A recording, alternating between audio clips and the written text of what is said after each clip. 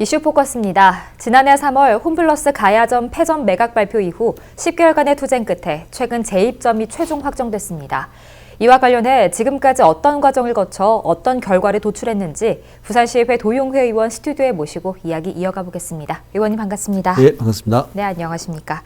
시간을 거슬려서 지난해 3월로 한번 돌아가 보도록 하겠습니다. 네. 그 당시 언론도 굉장히 뜨거웠는데요. 홈플러스 가야점 폐점 당시 이 폐점이 결정된 가장 큰 이유가 있을까요? 홈플러스의 실제적인 소유주는 네. 지금은 MBK라는 사모펀드입니다. 네. 근데 2년 전부터 홈플러스는 오프라인 매장을 중심으로 한 유통업계 불황이 장기화되자 자산 유동화 카드를 통해서 몇 군데 마트와 토지를 매각하기 시작했습니다. 네. 실제로 어떤 홈플러스 가야점 같은 경우는 부산에 있는 13개 어떤 지점 중에서 그리고 전국에서도 5위 안에 드는 어떤 수익이 나는 그런 지점이었었거든요. 그럼에도 불구하고 매각하고 폐점하기에 이른 것이죠. 네, 그렇군요.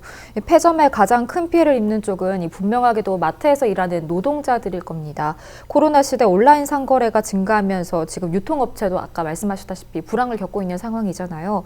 그렇다면 시의회에서는 지금 어떤 중재 역할을 펼치신 건가요? 네, 홈플러스 가야점 같은 경우는 직영 직원이 한 220명 됩니다. 네. 여기에 어떤 외주업체, 협력업체, 배송업체 그리고 입점주까지 합치면은 총 한 1,000명 정도가 근무하고 있거든요. 네. 많이 근무하고 있죠. 네. 폐점을 하게 되면 직영 직원들은 뭐 최저임금을 못 받기 때문에 실제로 그 멀리 있는 사라든가 다른 곳으로 직접 가야 돼서 그만둬야 되는 그런 경우가 발생합니다. 외주업체나 입점업체도 마찬가지고요. 네. 뭐 그러다 보니까 저희가 나서게 됐는데요.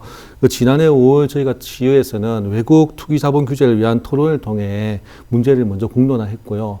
그리고 6월 달에 제297회 본회의에서 투기자본 매각으로 인한 홈플러스 가야점 일방적 폐점 규제와 고용 안정 촉구 결의안을 채택했습니다.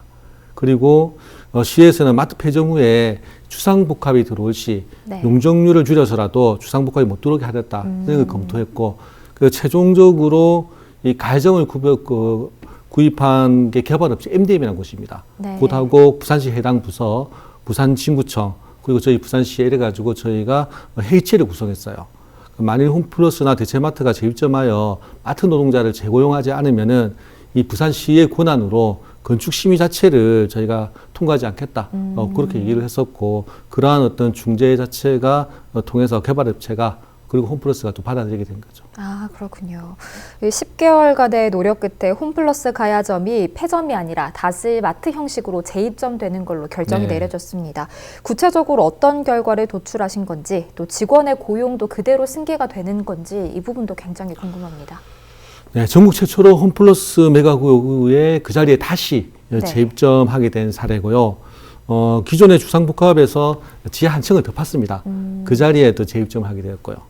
홈플러스가 재입점하게 되니까 당연히 어떤 직원의 고용도 그대로 승계한다.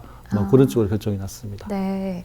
이 지역 주민과 시의회 등의 노력으로 이 재입점과 고용 승계 등의 결과를 도출한 게 아마 좋은 사례가 될 것 같은데요. 남은 과제가 있다면 어떤 게 있을까요? 네, 고용 승계는 결정이 됐습니다. 그러나 공사 기간 동안에 직원들 같은 경우는 정보를 가야 되거나 이런 문제가 발생할 수 있잖아요. 아니면 휴직할 수도 있습니다. 그런 어떤 고용자들, 마트 노동자들의 처우 등의 문제가 여전히 남아 있습니다. 네. 또 홈플러스 소유주인 MBK는 좀 전에 얘기했듯이 사모펀드입니다. 자기들 이익을 최우선으로 하는 거죠. 이 투기자본이기 때문에 향후에도 마트 매각, 주상복합 등의 건설을 할 수 있기 때문에 노동자들의 고용이나 생존권을 지켜내는 것들이 중요하다고 생각합니다. 네, 알겠습니다. 또 지난해 금정구 장전동 소재 롯데마트도 결국 문을 닫는 등 노동자들의 터전이 무너지는 경우가 종종 발생하고 있습니다. 향후 이런 부분에 대한 보완을 위한 의정 활동 목표가 있다면 마지막으로 들어보도록 하겠습니다. 네, 이 투기자본들이나 대기업들 같은 경우는 이게 그 경기 상황이 안 좋아지게 되면 무분별한 폐점을 통해서 그 자리에 주상복합 등을 건설해서 어떤 이익을 최대화하려고 합니다. 네. 그 과정상에서 노동자들의 어떤 좀 생존권 자체나 고용권이 보장이 안 되는 거죠.